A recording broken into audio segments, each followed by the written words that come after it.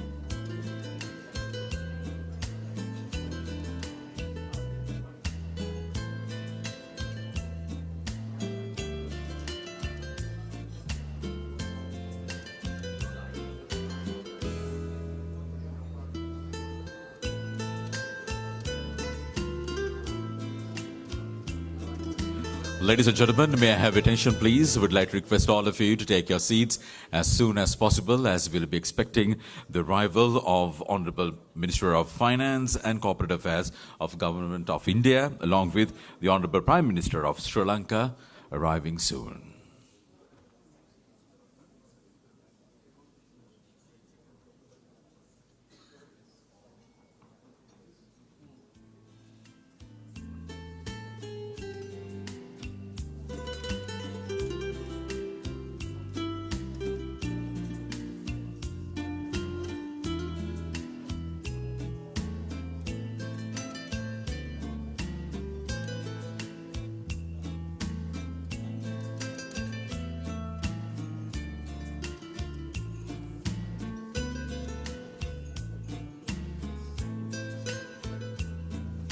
And at the same time, we'd like to request all of you to put all your mobile phones onto silent mode, if not switch off. Thank you.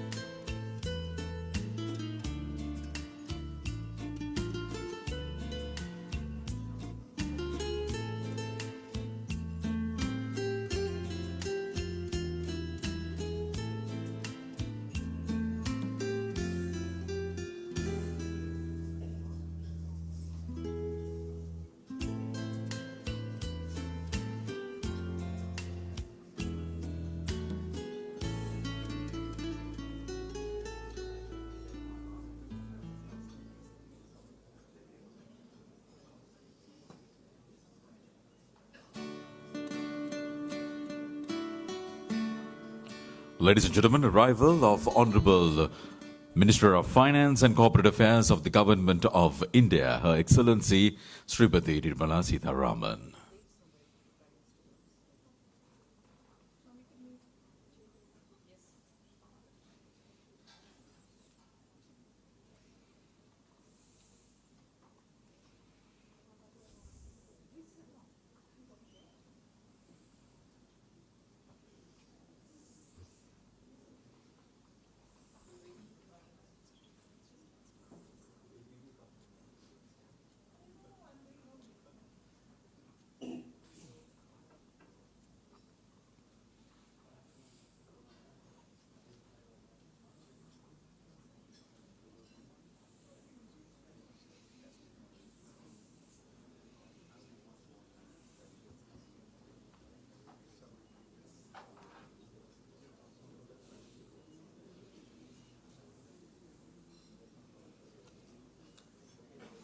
Ladies and gentlemen, arrival of Honorable Prime Minister of Democratic Socialist Republic of Sri Lanka, Honorable Dinesh Gunawardena. And at the same time, the arrival of His Excellency, the High Commissioner of India here in Sri Lanka, Mr. Gopal Bagle.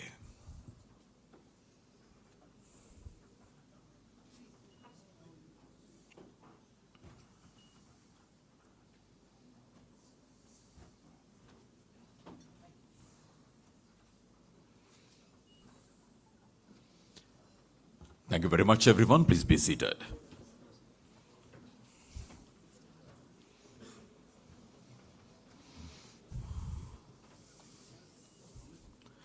Good evening, ladies and gentlemen. On behalf of the High Commission of India here in Sri Lanka, I would like to tender you all a very special warm welcome to India-Sri Lanka Business Summit, where we are ready to talk about enhancing connectivity, partnering for prosperity from a more business perspective and not in cricketing sense at the moment. We are indeed, ladies and gentlemen, honored to have amongst us Honorable Prime Minister of Democratic Socialist Republic of Sri Lanka, Honorable Dinesh Gunawardena, and at the same time, Her Excellency Srimati Nirmala Sitharaman, Honorable Minister of Finance and Corporate Affairs of the Government of India. And at the same time, ladies and gentlemen, I would like to acknowledge the presence of High Commissioner of India here in Sri Lanka, His Excellency Gopal Bagle. Welcome, sir. And to welcome all of you on a more formal note, ladies and gentlemen, to the India-Sri Lanka Business Summit, we'd like to call upon the Chairman of the Ceylon Chamber of Commerce here in Sri Lanka. Please welcome Mr. Duminda Ulangamua.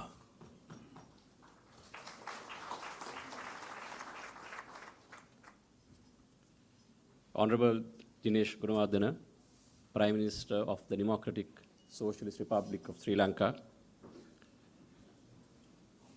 Honorable Nirmala Sitharaman, Minister of Finance and Corporate Affairs of the Government of India, His Excellency Gopal Bagle, High Commissioner of India to Sri Lanka, the Sanjeev Puri, President Designate of the Confederation of Indian Industry, the Subrakant Panda, President of the Federation of Indian Chamber of Commerce Industry, and Mr. Muthu Komaraswamy Raghuram, Chairman of the Indo-Lanka Chamber of Commerce, distinguished invitees, ladies and gentlemen.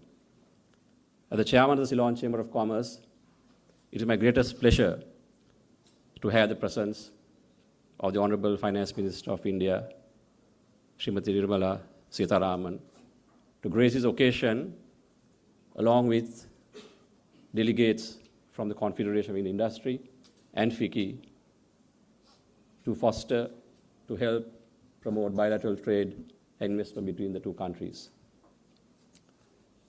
I know, Madam Minister, you have a very close relationship with Sri Lanka. You helped us in the past. In fact, you were the Minister of Trade when the EDCA negotiations took place. And thereafter, you have extended a lot of support to Sri Lanka. Although I know tonight you can't extend any support to us in the game of cricket. You have helped us quite a lot right away. The relationship between the Confederation of Indian Industry and the Ceylon Chamber spans a long period, I would say of about 35 years. And during these 35 years, we had an extensive discussion and collaboration with the CII. There have been trade delegations that came here and we went there. I remember even during the time of the COVID, we had virtual discussions quite a lot. And thank you very much, Mr. President, for the support you have given.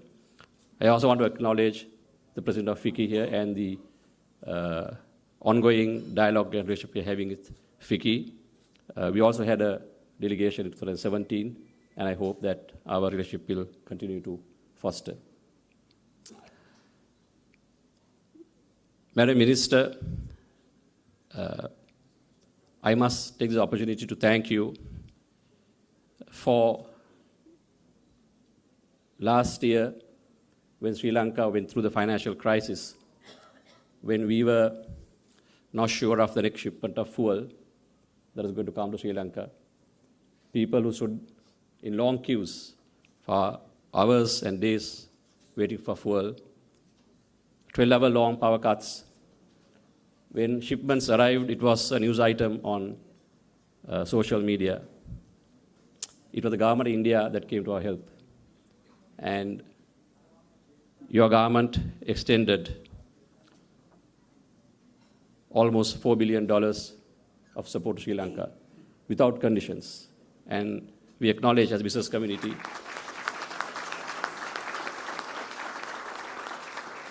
and the people of Sri Lanka, we want to acknowledge that support.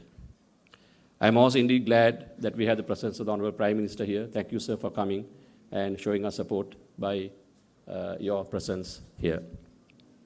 Of course, Sri Lanka cannot forever depend on bilateral aid. We need to foster trade and investment. We need to see how we can create sustainable development through trade and investment, where we create employment to our people and have a sustainable economy rather than depending on bilateral trade every day. And towards its end, India has helped us, and India has brought a lot of investment to Sri Lanka in the fields of power, in the fields of infrastructure, in the fields of telecommunication, hotels, tourism. In large areas, India has made big strides of investments into Sri Lanka. And I believe that there are plans to develop the dairy industry as well. And I also hope that Indian delegation who's here will make use of the SOE divestment taking place, and that you all can participate in the divestment program as well. Yesterday, we had extensive discussions with the team that represents the government of India on ITCA. And we had delegation from Sri Lanka who participated in discussions to see how we can increase the export basket to India. We discussed both tariff and non-tariff barriers on both sides of the divide.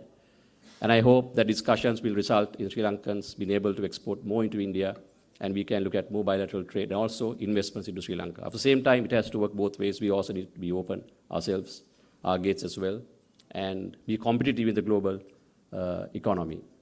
So with those few words, once again, I thank all the delegates who are here representing the CII and FICCI for coming to Sri Lanka to help our business, the industry and economy to foster. I want to acknowledge the presence of the High Commissioner who's here, who has been working very closely with the Ceylon Chamber over the years. Both Vish and I know the amount of visits and Krishan that we made to the High Commissioner's residence during the last year at the time of crisis. I mean, things were people on the road protesting, entering the government buildings. We were in his house one day, and you know what we went through, and you have been always helping us. And thank you very much. I acknowledge you and your team for organizing this lovely event.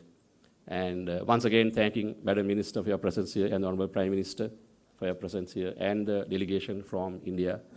I thank you very much for participating. We have about 80 participants from different industries representing Ceylon Chamber of Commerce. And I hope once the official celebrations are over, the networking sessions will help us to meet people and how we can foster this relationship further. So thank you once again, Madam Minister, for your presence, and Prime Minister, and all of you. Enjoy the rest of the evening. Thank you very much. Chairman of the Ceylon Chamber of Commerce, Mr. Duminda Hulangamu. Ladies and gentlemen, welcoming all of you whilst making the opening remarks. Would like to call upon now Mr. Sanjeev Puri, President-designate of the Confederation of Indian Industries, to make his opening remarks.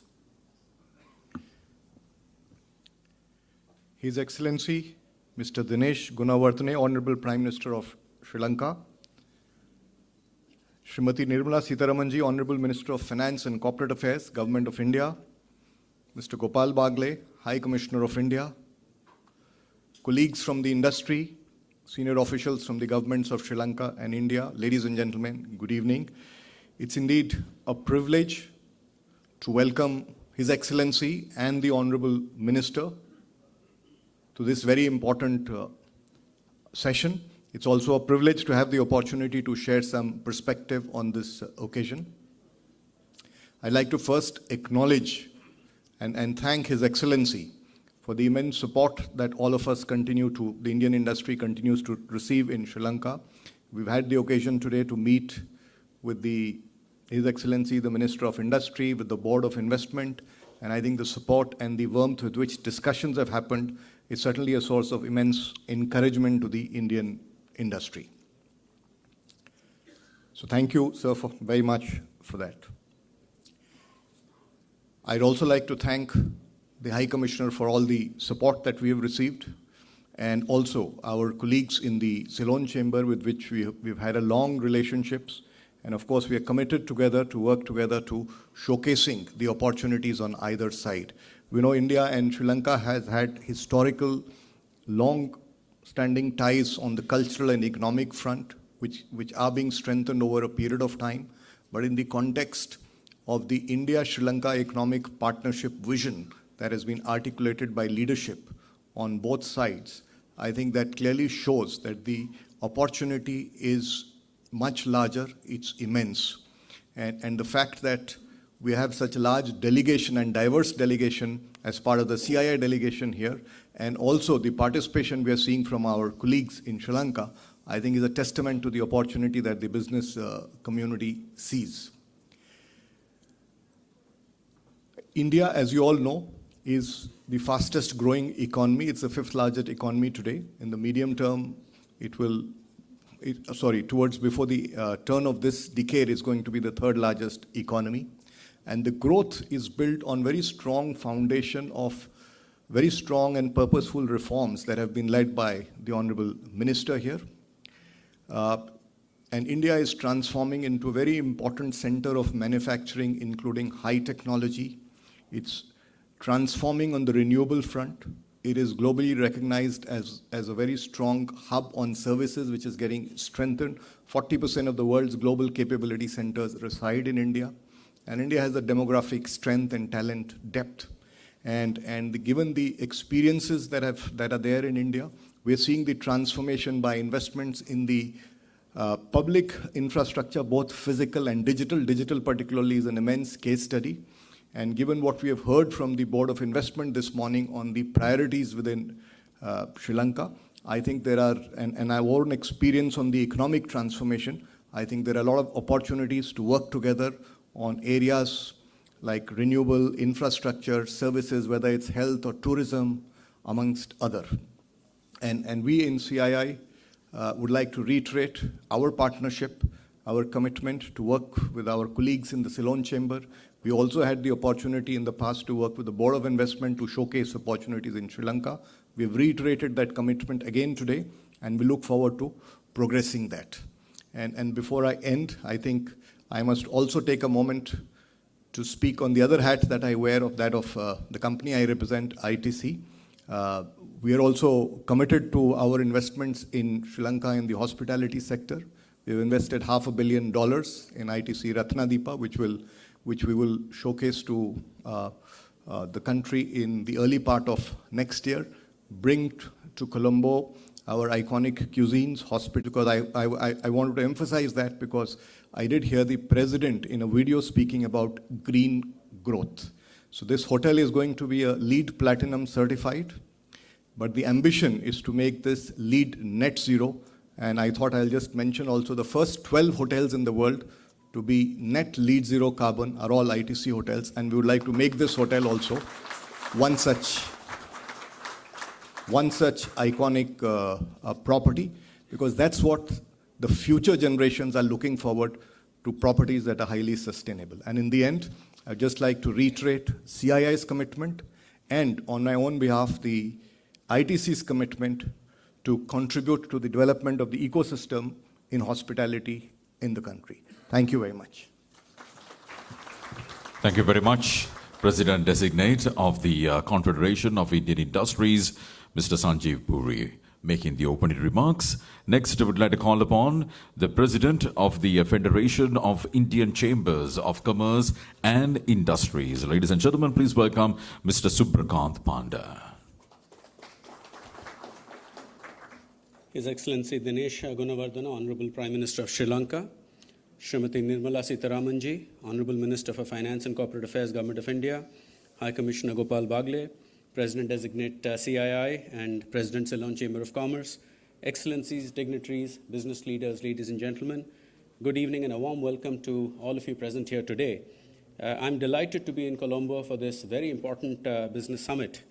Needless to say, there are deep cultural and civilizational ties between our two nations, and I myself come from the state of Odisha, ancient Kalinga, where Emperor Ashoka converted to Buddhism, and that's where it came to Sri Lanka from.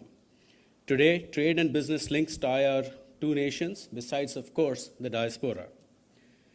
To talk a little bit about the current outlook about where we stand today, the global economy continues to be buffeted by adverse developments. Twin conflicts are having an impact on both food and fuel, and while climate change-related events add another layer of complexity to our lives. No region or nation has been spared, even if they are geographically distant from the conflict zones. Persistent inflation caused by supply chain disruptions and synchronous tightening of monetary policy has been challenging for policymakers around the world. It is in this context that we have to look at the relationship. The visit of His Excellency President Ranil Wickremesinghe to India a few months ago was a momentous occasion, and it led to the adoption of a vision document for accelerated economic partnership with 5 pillars: maritime connectivity, air connectivity, energy and power connectivity, trade, economic and financial connectivity, and most importantly, people-to-people connectivity. I believe the UPI, or Unified Payments Interface, can be operationalized for digital payments by businesses and individuals, and India's experience can be leveraged in not just this, but other areas, be it platforms for edtech or health tech, and many other areas, in fact. As you'd all be aware, as India has become the 5th largest economy and is marching ahead towards being the 3rd largest economy before the end of the decade, we are obviously working very hard, supported by conducive policies put in place by the Government of India, to become part of global supply chains. This, I believe, gives Sri Lankan firms an opportunity to become part of that ecosystem through interconnected investments. Finally, India is fast becoming a leader in renewable energy with more than 160 gigawatts of installed capacity and a target of 500 gigawatts by 2030. And this is a significant opportunity for us to invest in Sri Lanka, given that Sri Lanka itself has ambitious targets when it comes to renewable energy, aiming to meet 70% of its power requirements by 2030 from renewable sources. And finally, electric mobility is an area where India again has done well, and I believe that this can be used to bolster eco-friendly tourism in Sri Lanka. At the end, I'd like to talk a little bit about FICCI. First of all, many of you will be aware that it is India's oldest apex business chamber, established in 1927 with the blessings of Mahatma Gandhi. And we have significant outreach, especially to MSMEs, which can be leveraged. In fact, I believe that greater B2B engagement is essential to boost trade and investment. We had an interaction with Sri Lanka's High Commissioner Milinda Moragada in Delhi, followed up by engagement with the Ceylon Chamber of Commerce, and in fact, we signed an MOU with them today, revitalizing and reinvigorating ties, and that is where I believe that FICCI will work closely together with the Ceylon Chamber as well as businesses here in a very to support Sri Lanka's resurgence through private sector engagement. Thank you for the opportunity to speak to you, and I would once again like to welcome the Honorable in India, Sri Lanka. Since we faced the crisis, Madam, India has been given the strongest assistance to Sri Lanka, to come out of the crisis, to which we have new investments.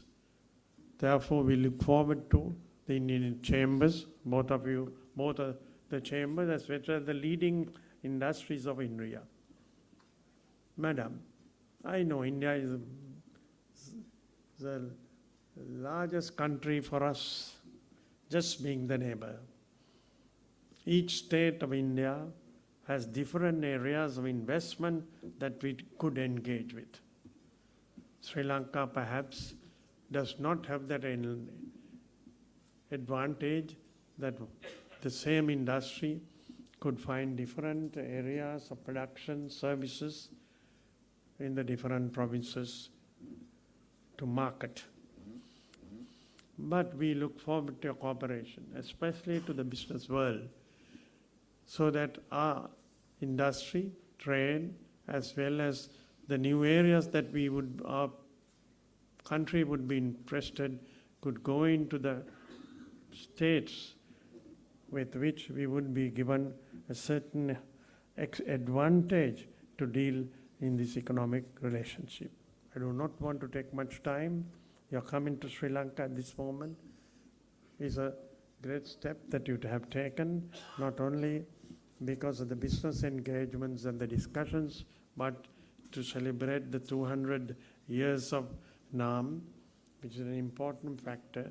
There again, how can we move forward in the plantation industry is a matter for the business world to discuss. Thank you once again, and I wish the two associations all success and the Chamber all success. Thank you, Madam. Thank you very much, Honorable Prime Minister Dinesh Gunawardena. It's time to take a special group photograph now. The dignitaries at the main dais. Honorable Prime Minister.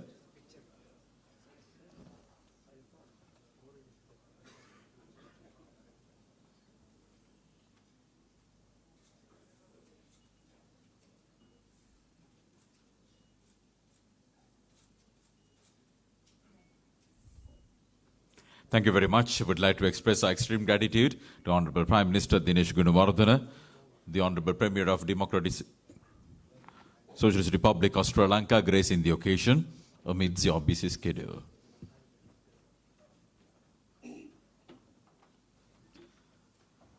Moving on, ladies and gentlemen, would like to call upon now the co-founder and the joint managing director of Bharat Biotech International Limited. Please welcome Ms. Suchitra K. Alla to address all of you.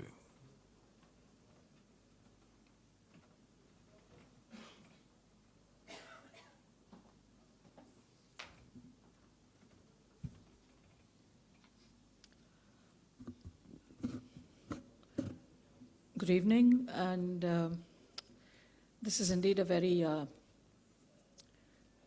exciting time, if not, I would say rather a comeback time for the entire world, having just sprung out of a pandemic, which we hadn't seen in 100 years. I think the whole world has gone through immense distress, challenges on all fronts.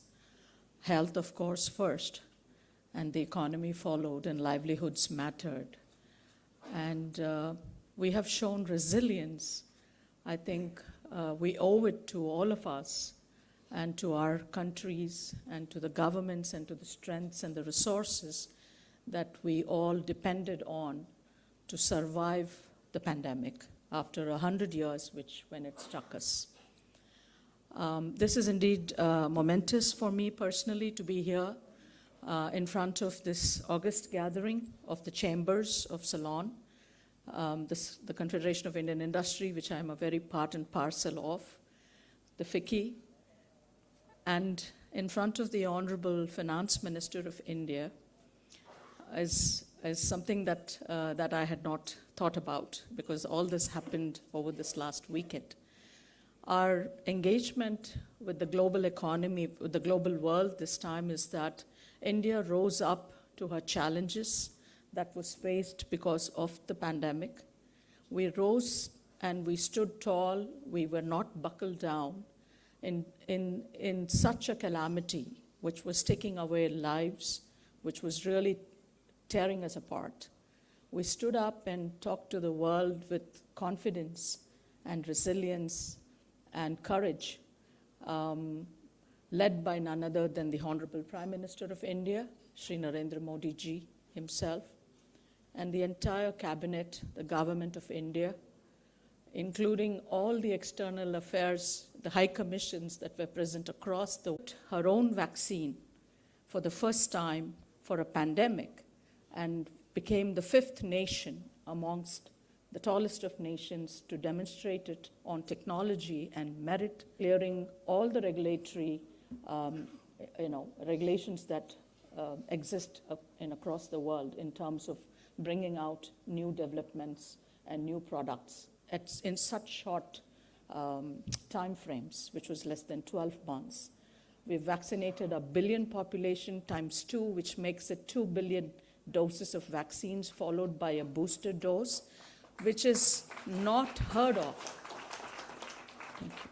Which is not heard of in the vaccine world globally.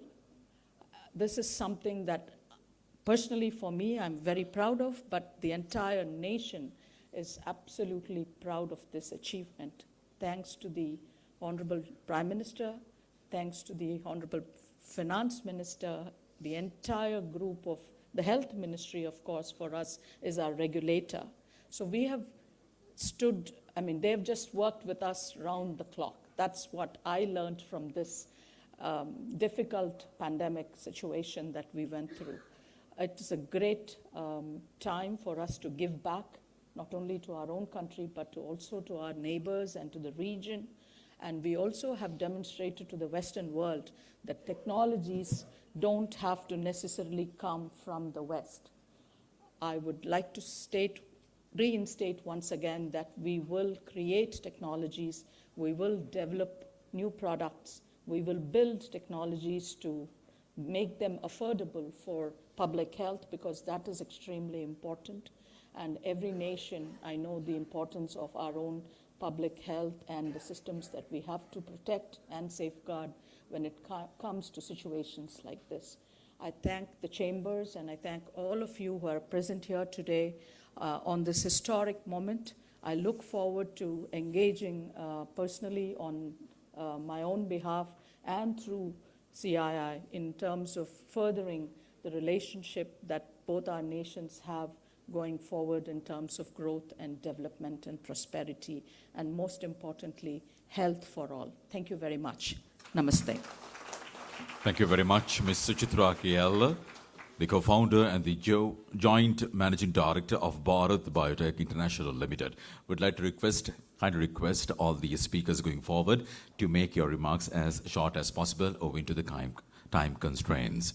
Ladies and gentlemen, we'd like to call upon now the chairman, the co-founder of MAS Holdings here in Sri Lanka. Please welcome Deshavanya Mahesh Amalian to address.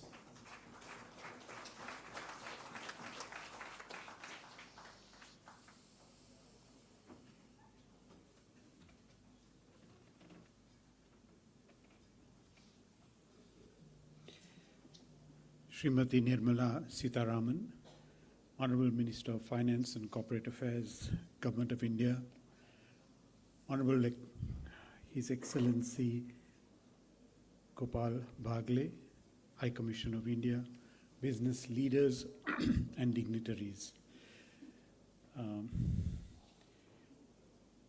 Honorable Minister, I took the opportunity before coming here that you did your MA and MPhil at Sita, a long relationship with Chennai, with India, and as a manufacturer of apparel in Sri Lanka, $40 million, and our extent of our imports from India. India used to be more than 90% to 95% import dependent on medical devices. Over the past 10 years, with the effort what Indian government has taken, India has now become less and less import dependent, and it has become less than 70%. And today, not only pharma needs of Sri Lanka can come from India, the medical devices. We now start producing in our own company, just launched 100% India-made CT scanner. We produce ultrasound machines, mammography. All this was not possible even 5 years back. Today, I think still Sri Lanka is importing from the Western world. So for you to achieve the kind of healthcare, high quality healthcare ecosystem, companies from the Sri Lanka to come to India to understand what is happening in India, and I implement some of the best practices here, and we will also be happy to can be created, and we have been working in Sri Lanka for past 20 years, and in this new area. His Excellency Gopal Bhagle, High Commissioner of India, friends of and captains of industry gathered here this evening.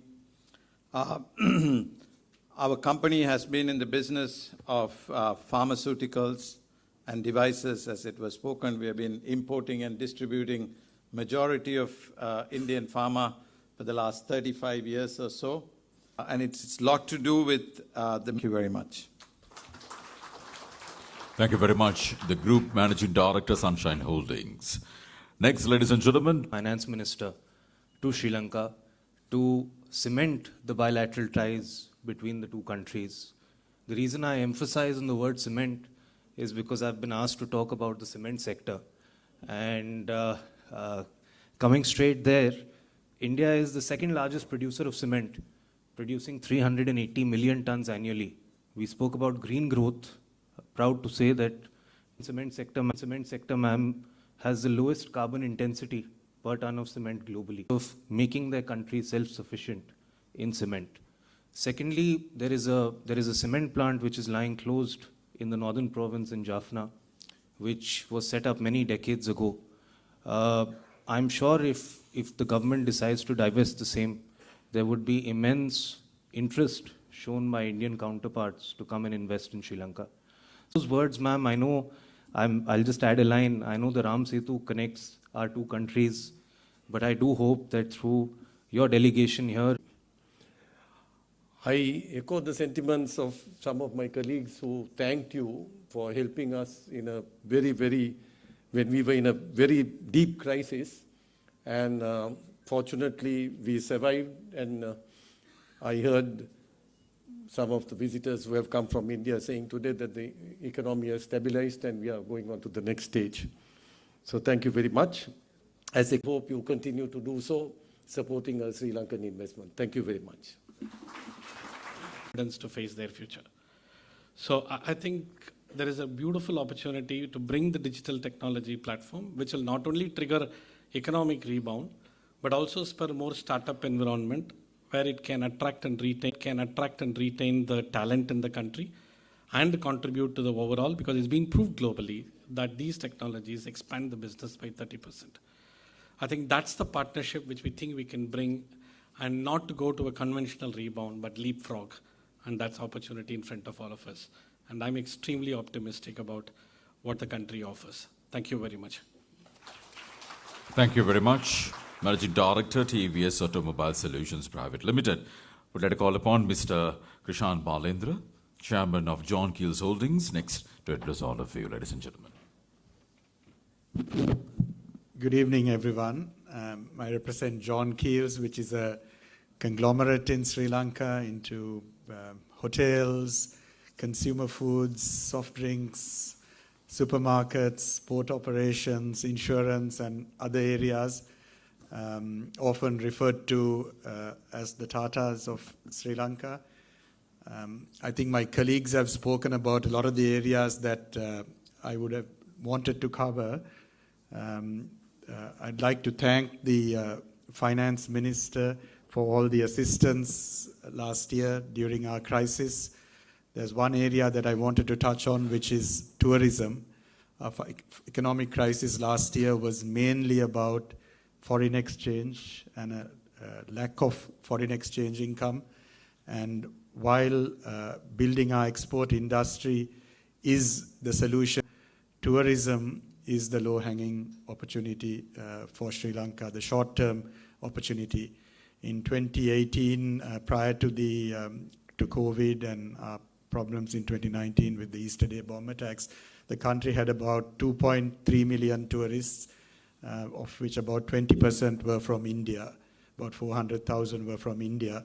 2.3 million is a small number compared to a lot of Asian countries. Bali gets over 8 million tourists annually.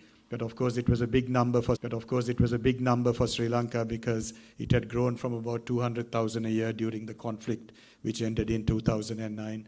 So it was an exponential growth, and we hope to resume that growth now that all these issues are behind us. But the big opportunity is India. There are over 30 million Indians traveling overseas annually, and that is growing significantly every year. And there are hundreds of millions of Indian nationals traveling domestically. Aviation connectivity is one of the key thrust areas for cooperation between the two countries. And I think that has to be a focus area.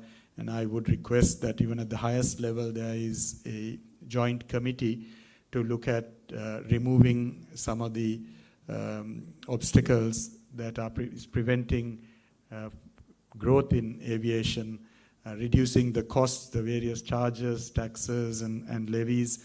The Sri Lankan government has taken a very positive step to waive the visa fee from next week for Indian nationals and nationals from a few other countries. But it is the big opportunity and for the country in the short term. So whatever can be done to promote Indian tourism to Sri Lanka, and air connectivity is the key step for that. So I would just like to make that request. So I don't want to continue further. Thank you. Thank you, everyone. Thank you very much, ladies and gentlemen. Chairman of John Keel's Holdings. Would I call upon President, India CEO Forum now for Mr. T.S. Prakash to address all of you.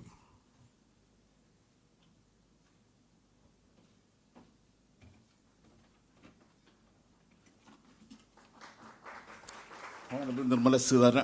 Nirmala Sitharaman, Minister of Finance, His Excellency Gopal Bagle, and also the President of various chambers, FICCI, Ceylon Chamber, and Confederation of Indian Industries, and also my fellow speakers. I am honored to address this esteemed gathering as the President of the Indian CEO Forum. The Indian CEO Forum is comprised of Indian business leaders dedicated contributing to Sri Lankan's economy, growth, strengthening economic cooperation, and nurturing the new economic relationship between Sri Lanka and India. Over the first 5 decades, Indian investments have played a pivotal role in supporting the economy and creating employment opportunities for the youth of Sri Lanka. Our current initiative is focused on sustainable investment and create employment opportunities, promote skill development, and enhance livelihoods and economic activities to avoid the brain drain. To achieve this goal, Indian CEO Forum is presenting few measures for this to the Honorable Finance Minister of India. The number one is the investment in INR should be allowed not just for trade but also for all other sectors with the concurrence of both the governments.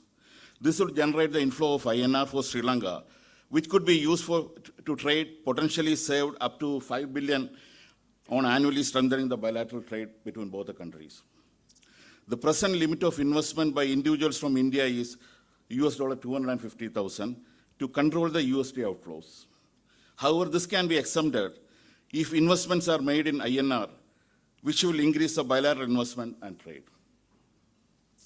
To quote an example, Sri Lankan real estate market is currently estimated at around $200 million, with potential to grow up to 2 billion. Direct INR investment to real estate in Sri Lanka can help boost this market, and INR flow into the country can be used to import goods and services. Also, 18 state-owned enterprises are up to disinvestment. Some of them are priority sectors like airline, power and energy, telecom, health and hospitality.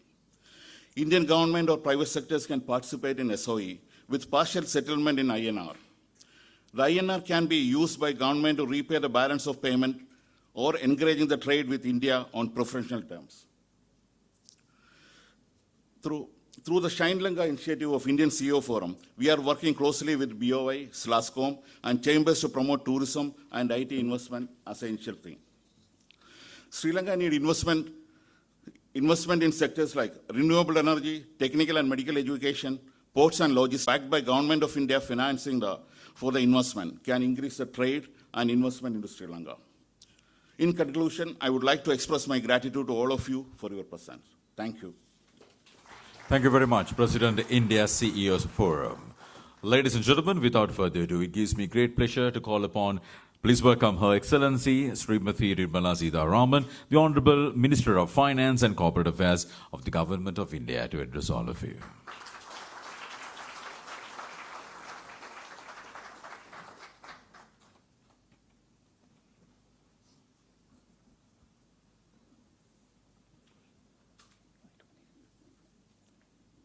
Good evening, and thank you for a very productive and meaningful exchange among businesses between India and Sri Lanka. I'll start with being thankful to the chambers of commerce and industry, that is the CII and the FICCI, for readily agreeing to come along during this visit of mine, and the other delegations who have come, being invited by the High Commissioner and also by the teams of the MEA and so on. So, first of all, thank you for doing this. I'm indeed grateful also to the Chamber of Commerce of Ceylon for presenting here, being present here and presenting some of your top business houses to speak and to voice the concerns. The intention of such a meeting is that. And here we start from a very strong footing.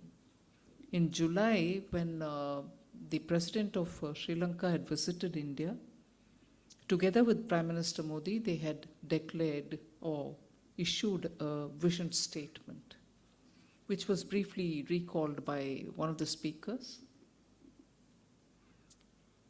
It essentially covers many of the areas which each one of you all have spoken about.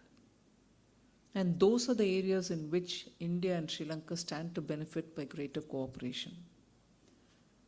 We need to have common areas quickly identified. We don't have time to lose. And why do I say that?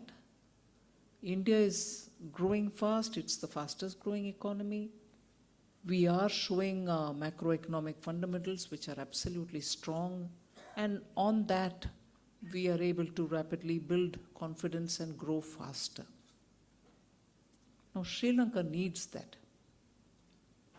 And I'm conscious when I'm talking, because the quickness with which you have come out of the recent troubles shows that there is inherent strength in the entrepreneurship here.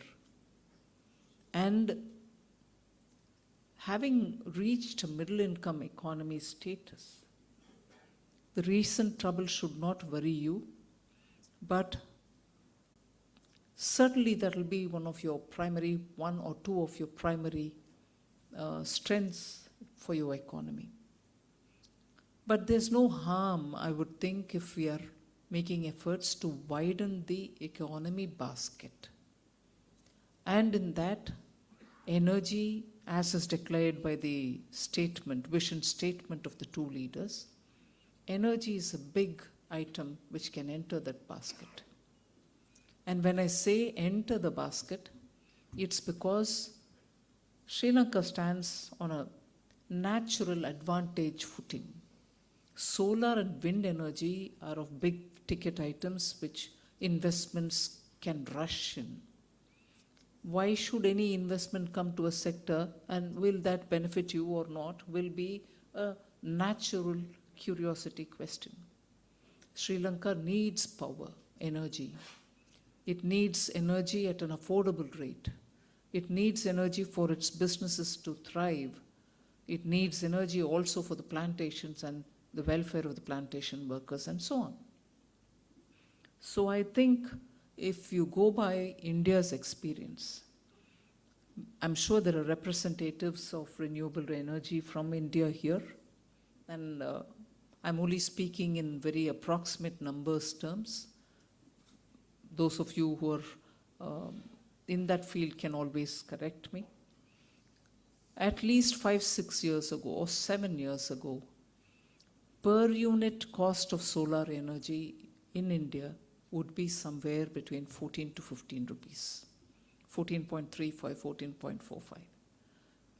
With acute competition and favorable government policy,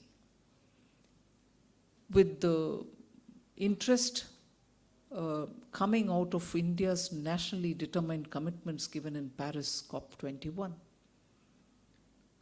we saw healthy competition, and India in solar power today is able to produce per unit cost of 2.45 rupees. Where was 14 odd and where is 2 plus? And that is purely the healthy competition that Indian entrepreneurs gotten into. And that is not to say it's a country where, you gave free land, free this, free that. No. On a very conservative note, policy facilitated a lot of things. That today we have some of the biggest solar power parks producing several hundred megawatts, that we are able to look at 2030, as one of the speakers said early, was it Subraganta, saying we will be producing 500 gigawatts by then. Unimaginable for me, who have come or who have lived and grown in India, a country of power shortages. As it is, we are self-sufficient. But we can produce more, we can invest more, we can develop more. And when I therefore suggest with some audacity, pardon me, Chamber of Commerce Ceylon, that tea and tourism will certainly have to be your signature and top of the agenda, because you've shown brilliance in that. But look at energy as well. Look at pharma as well. Look at many other sectors in which your resources and endowments have not been tapped. And I was giving this example to the Honorable Prime Minister when I met him earlier in the evening today, that India's attempt to become energy self-sufficient, of course, like many other visionary steps which Honorable Prime Minister Narendra Modi has launched in India in the last 10 years. A couple of vaccine was given by Suchitra Ella. It's one thing to encourage industry to produce even during difficult times, and industry to stand up and meet the challenge. But it's another, totally a different matter when the governance institutions in the country, down to the bottommost unit, administrative unit, the villages, far-flung areas, very difficult in communication, also within a time span, get that vaccine which has been produced and have citizens inoculated. India proved that governance being right, you can scale up to any extent. Delivering on the vaccine is one example, but quickly I'll move on to also the other example, which is another scaling up proposition on which, of course, the High Commissioner is engaged with Sri Lanka to talk as to how digital public infrastructure can benefit in financial inclusion and thereby digitizing the financial realm itself. India has achieved a lot of transparency, and being a part of the Asian economy, Sri Lanka would be happy to know that having brought in digital benefit transfers to citizens into their account, into the bank accounts which they did not have earlier. From 2014, there was a different drive to have bank accounts open for every citizen. So using digital technology, when we transferred money directly to the people who are listed out as beneficiaries, eligible beneficiaries, we have saved a lot of public taxpayers' money, brought in transparency into the system, gave no place for middlemen. And within the first 2-3 years of doing it, through only central government schemes, and that too not all of them, if I'm right, about 45 schemes, we've saved 2 lakh crores of public taxpayers' money. So why do I talk about scaling up, and why do I talk about digital public infrastructure, even as I'm talking about the vaccine? When we get into technology, economies benefit, whether it is starting from identity, use digital identity, use financial inclusion through digital accounts, government benefits being transferred with technology. Technology as an instrument to scale up. It brings in several unknown, unexpected benefits. Transparency is one of them, and very important one of them. So without expanding on too many items, I think Sri Lanka and India stand to benefit. there's one other tempting point which I don't want to miss out on.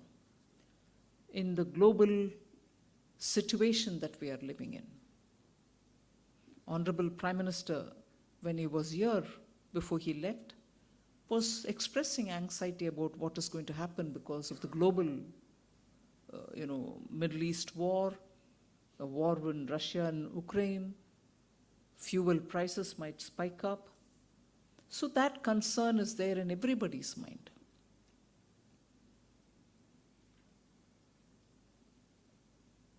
Global multilateral treaties are now receding. Whether it's for the good or bad, I'm not commenting. It's not happening. People are not wanting to talk about multilateral agreements. There's more now. It might revive. I'm not closing the door on it. But now there is a greater interest in regional, get together and bilateral, so that you make sure your economy is protected. Your economy is going to be sure of facing uncertainties. So there is this, you can see all over the world now, a clear interest in wanting to have bilateral arrangements in regional currencies. Arrangement so that you ensure that there are not going to be shocks because of currency volatility. Arrangements so that there are no foreign exchange-driven crises. Arrangements so that you're sure between the two countries, roughly understanding the strengths of each of the economy, you're able to be sure that your food security will be in place. Your energy is not going to go through a roller coaster ride. And therefore countries think it is better to have regional arrangements where you know one another country, or bilateral arrangement where you know you have assessed for yourself. Now, should India and Sri Lanka also benefit from such an arrangement? I would think a big yes. Because there are so many commonalities. Similarly, there are also so many opportunities. So I would think for the set of industries which have come from India, all top-notch, and for the Ceylon Chamber of Commerce, the task is cut out. It is for us now to make sure that India and Sri Lanka can have some economy integration of some sort, so the supply chains are all effectively managed. So no foreign exchange crisis or no dependence. Nobody is expecting to be dependent on any one economy, but yet for logistical costs, for inputs in time, for some of the products which are essential but yet not completely produced by yourselves, this kind of an arrangement would be of benefit for both our people. I would invite the Indian industries who have come here to have very meaningful point-to-point conversations with your counterparts in Ceylon, Sri Lanka. I see huge and immense potential for you to talk with them and for them to also exchange thoughts with you. The governments in both the countries are keen to facilitate any process that would help industry to grow. At least I'm very clear that Prime Minister Modi and Corporate Affairs, Government of India, Her Excellency Srimati Nirmala Sitharaman, for those words of encouragement and well wishes. Ladies and gentlemen, with that, we are ready to make the closing remarks, to propose the vote of thanks, and to say a very big thank you to certain teams, individuals who contributed towards the grand success of this evening. Ladies and gentlemen, please welcome Secretary General of the Ceylon Chamber of Commerce, Mr. Buenakabahu Pereira, to propose the vote of thanks.